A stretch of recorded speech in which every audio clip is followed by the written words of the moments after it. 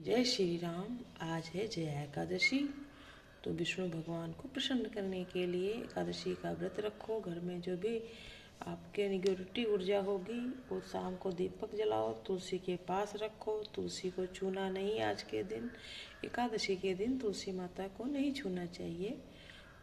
तो विष्णु भगवान की सब पर कृपा बनी रहे। अब मैं रामायण पढ़ने जा रही हूँ।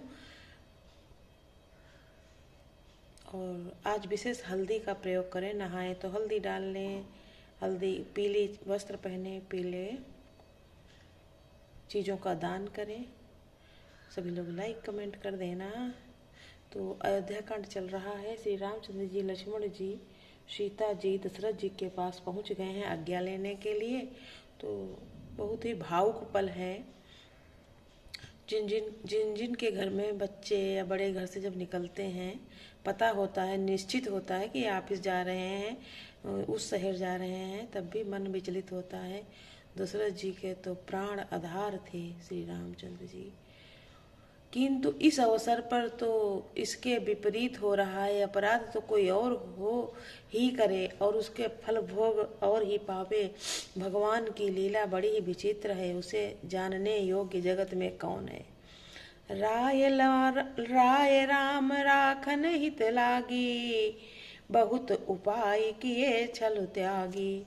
लखी राम रुख रहत न जाने, धर्म धुरंधर धीर शयाने। राजा ने इस प्रकार से रामचंद्र जी को रखने के लिए छल छोड़कर बहुत से उपाय किए, पर जब उन्होंने धर्म धुरंधर धीर और बुद्धिमान श्री राम जी का रुख देख लिया और वे रहते हुए न जान पड़े।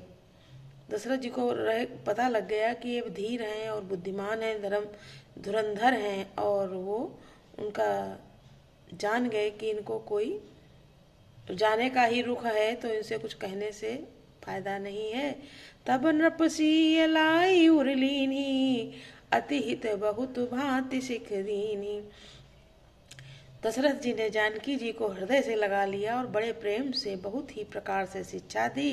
बन के दुसह दुख कहकर सुनाए, कही बन के दुख दुसह सुनाए, सास ससुर पितु सुख समुझाए।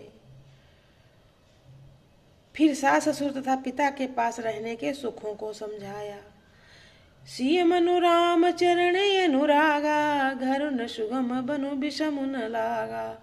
और सब ही सिय समुझाई, कही कही विपिन विपति अधिकाई। परंतु सीता जी का मन श्री रामचंद्र जी के चरणों में अनुरक्त था, इसलिए उन्हें घर का अच्छा नहीं लगा और न वन भयानक लगा। फिर और सब लोगों ने वन में विपत्तियों की अधिकता का बता कर सीता जी को समझाया। सचिव नारी गुरु नारी शयानी, सहित स्नेह कहीं मृदुवानी।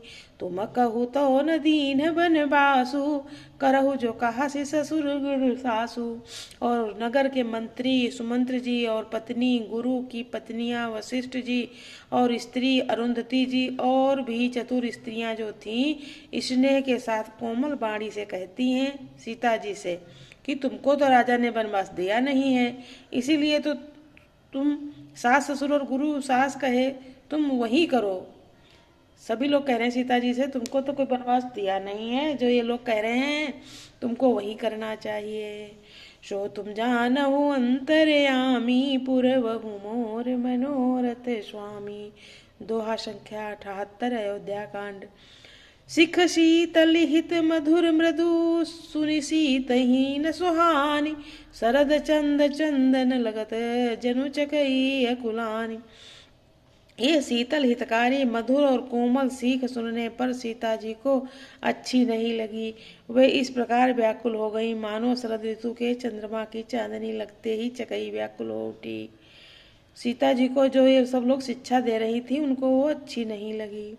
शीय सकुच बस उतरु न देई, सो सुनि तमगे उठी कह के। मुनिपट भूषण भाजन आनी, आगे धरी बोली मृदुवानी। ये सभी बातें कैकेयी को बिल्कुल अच्छी नहीं लगी और उन्होंने मुनि के भेष वाले भूषण और भाजन मंगवाए। सीता जी संकोच बस उत्तर नहीं देती हैं। इस बात को सुनकर कैकेयी तमक कर उठी उसने मुनियों के वस्त्र आभूषण माला मेखला आदि बर्तन कमंडल आदि लाकर श्री रामचंद्र जी को आगे रख दिए और कोमल वाणी से कहा, नृपहि प्राण प्रिय तुम रघुवीरा, शील स्नेह न छाणे वीरा, सुकृत सुजसु परलोक न साऊ, तुम्हि जानि बन कहहि न काऊ। हे रघुवीर, राजा को तुम प्राणों के समान प्रिय हो। भीरु प्रेम बस दुर्बल हृदय के राजा शील और स्नेह नहीं छोड़ेंगे।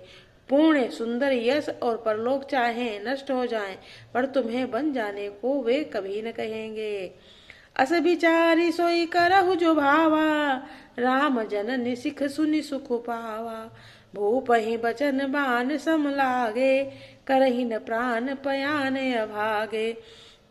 ऐसा विचार कर जो तुम्हें अच्छा लगे वही करो। माता जी की सीख सुनकर श्री रामचंद्र जी ने बड़ा सुख पाया, परंतु राजा को ये वचन बाण के समान लगे। वे सोचने लगे, अब भी अभागे प्राण क्यों नहीं निकले। लोग विकल मूर्छित नर नाहु, काह करिए कछु सूझ न काहू। राम तुरत मुनि भेषु बनाई, चले जनक जनि नहीं सिरुनाई। राजा मूर्छित हो गए, लोग व्याकुल हो हैं, किसी को कुछ सूझ नहीं पड़ता कि क्या करें। श्री रामचंद्र जी तुरंत मुनि भेष बनाकर और माता पिता को सिर नवाकर चल दिए। सो तुम जानहु अंतर्यामी, पुरवहु मोर मनोरथ स्वामी। दोहा संख्या 89 उत्तरकांड 79। सजीवन साजु समाजु सबु, बनिता बंधु समेत।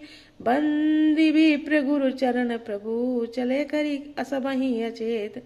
बन सब साज समाज सजकर बन के लिए आवश्यक वस्तुओं को साथ लेकर श्री रामचंद्र जी, श्री सीता जी और भाई लक्ष्मण जी सहित ब्राह्मण और गुरु के चरणों की वंदना करके सबको अचेत करके चले।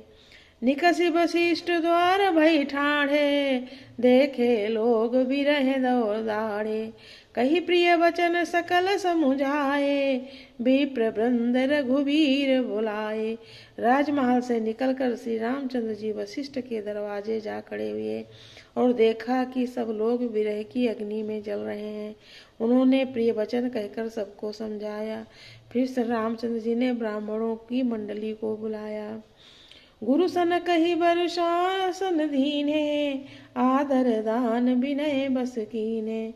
जाचक दान मान संतोषे, मीत पुनीत प्रेम परितोषे। सो तुम जानहु अंतर्यामी, पुरवहु मोर मनोरथ स्वामी। जय श्री राम। सभी लोग लाइक कमेंट करना प्लीज, मेरे चैनल को सब्सक्राइब करना।